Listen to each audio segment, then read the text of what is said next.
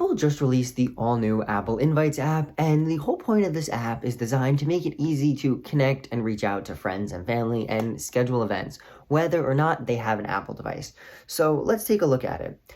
To download it, you can go to App Store, search Apple Invites, and then you're going to go ahead and scroll down until you see Apple Invites. It has this gumball looking or confetti icon inside an envelope to show confetti as it's an app for invitations. Now, you do need iCloud Plus for this, and if you want it, you can also view it from iCloud.com/invites and view and respond and accept invitations from there. But once you download the app, you can go ahead and open it, and you're going to go ahead and get this splash screen in typical Apple fashion that says, "Welcome to Apple Invites, received an invitation, tap the link you were sent, or just got the app.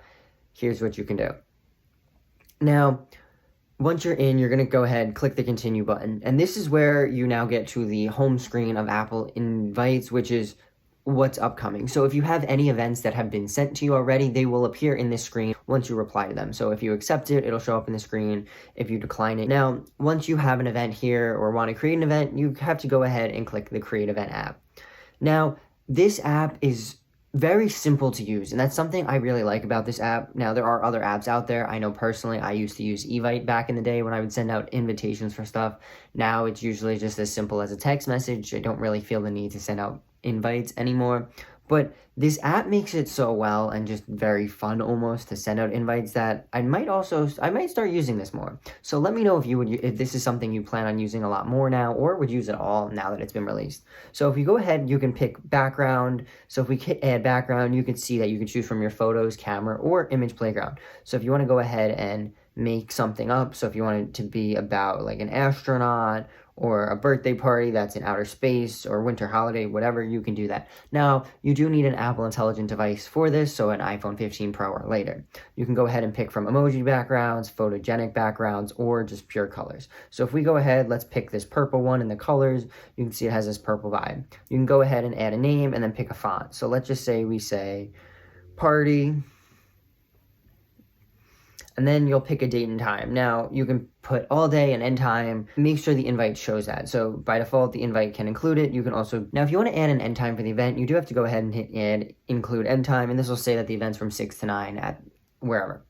You can also put a location. So if you wanted to go ahead and say have it at Apple Park, for example. So you can go ahead and put a location. So it will ask to use your current location. You can accept or decline that depending on if you wanted to be able to source locations around you and also give you the most up-to-date and accurate location. So if we go ahead and make it Apple Park, for example, one Apple Park, and then we could give it a name. So let's just say Apple Campus and then hit done. So then it'll tell you who it's hosted by. So by default, it'll say you. You can also put in a short name or another name. So if you're sending it out but wanted to say that it was hosted by someone else, you can do that. You can also put a description. So if you wanted to say, bring bathing suits for a fun in the sun day or something like that, you can go ahead and do that right from this app.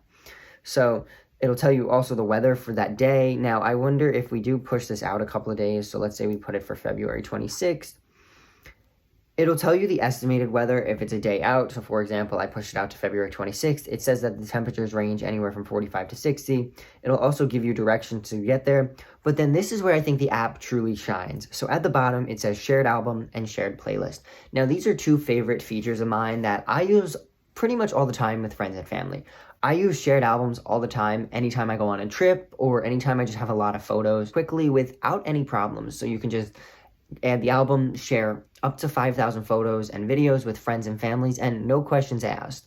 So if you go ahead and click Create Album, it's going to ask for access to your photos if it doesn't have that already. Then you can hit Allow, and then you can go ahead and name it. So if we name this Party at Apple Park, let's say, now there's going to be a shared album that everyone is going to have access to if they accept the event, as well as you, because obviously you're the host. So if we go ahead and add a photo to it, let's just add the Apple Invite photo for now.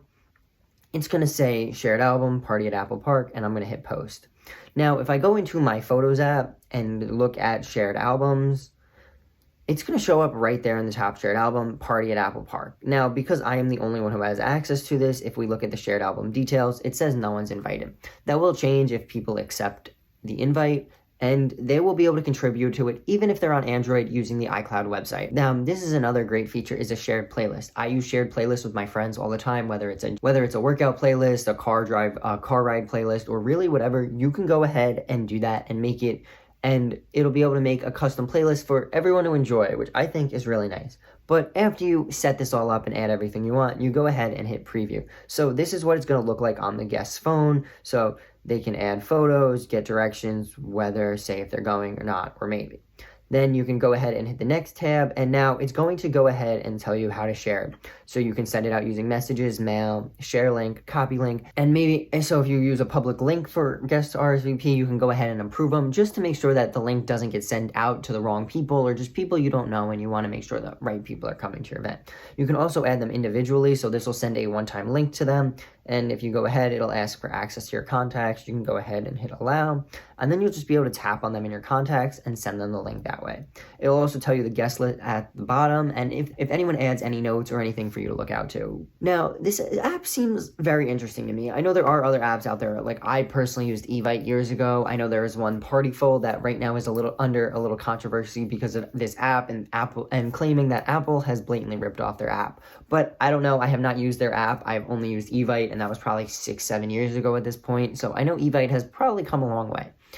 Now, I do have to say, this does seem like a very good idea, and it's integrated very well into the Apple ecosystem. Once again, you do need iCloud Plus, so you have to be paying for that iCloud storage, essentially.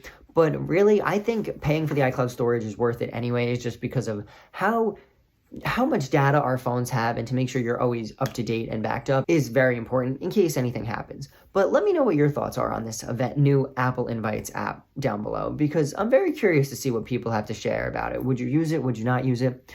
And while you're down there, if you want to hit like and subscribe, I'd appreciate that as well. And I want you to remember that today's a good day to make a great day, and I'll talk to you in the next one. Peace.